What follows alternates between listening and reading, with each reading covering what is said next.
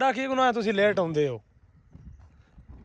ਹੈ ਤੁਹਾਡਾ ਗੁਨਾਹ ਨਹੀਂ ਤੇ ਹੋਰ ਸਾਡਾ ਨਹੀਂ ਲੇਟ ਕਿਉਂ ਆਉਂਦੇ ਹੋ ਹਾਂ ਕੰਮ ਇਹ ਕਾਰ ਨਾ ਤੈਨੂੰ ਅਲਾ ਮੇਰੇ ਕੰਮ ਕਾਰ ਹੈ ਕੋਈ ਤੈਨੂੰ ਹੀ ਕੰਮ ਕਾਰ ਹੈ ਸਾਰਾ ਇੱਥੇ ਕਮਰਾ ਦੁਨੀਆ ਹਸਦ ਕਰਦੀ ਮਰ ਗਈ ਹੈ ਹੁਣ ਕੌਣ ਹਸਦ ਪਿਆ ਕਰਦੇ ਹੀ ਹੁਣ ਕੌਣ ਹਸਦ ਪਿਆ ਕਰਦੇ ਹੀ ਉੱਥੇ ਬੜੇ ਦੁੱਲੇ ਹੈ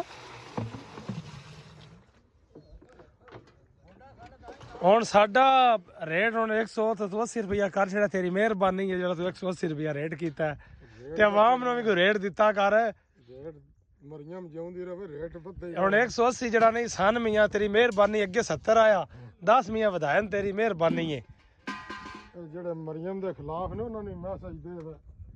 ਇਹਦਾ ਪਰ ਵਜ਼ੀਰ ਆਲਾ ਨਹੀਂ ਲੱਭਣਾ ਨਹੀਂ ਲੱਭਣਾ ਇਹ ਤਾਂ ਗੱਲ ਹੈ ਆਵਾਮ ਨੂੰ ਪੈਸੇ ਵੀ ਦਿੱਤੀ ਹੁੰਦੀ ਹੈ ਸਾਰਾ ਕੀਤੀ ਹੁੰਦੀ ਹੈ ਇੰਜ ਨਹੀਂ ਹੁਣ ਉਧਰ ਹੁਣ ਕੀ ਹੁਣ ਜੀ ਆਵਾਮ ਨੂੰ ਕੀ ਮੈਸੇਜ ਦੇਣਾ ਜਿਹੜੇ ਲੋਕ ਮਰੀਮ ਤੋਂ ਛੱਡਦੇ ਪਏ ਨੇ ਉਹਨਾਂ ਨੂੰ ਮੈਸੇਜ ਕਰੋ ਹਾਂ ਉਹਨਾਂ ਨੂੰ ਆਖੋ ਭੈਣ ਦੀ ਵਜ਼ੀਰ ਆਲਾ ਤੁਹਾਨੂੰ ਨਹੀਂ ਲੱਭਣੀ ਸਮਝ ਆ ਗਈ ਇਹ ਤਾਂ ਗੱਲ ਹੈ ਚੋਰ ਰਹਿ ਨਾ ਡਕੈਤ ਰਹਿ ਕੋਈ ਸ਼ਹਿਰ ਨਹੀਂ ਰਹੀ ਹੈ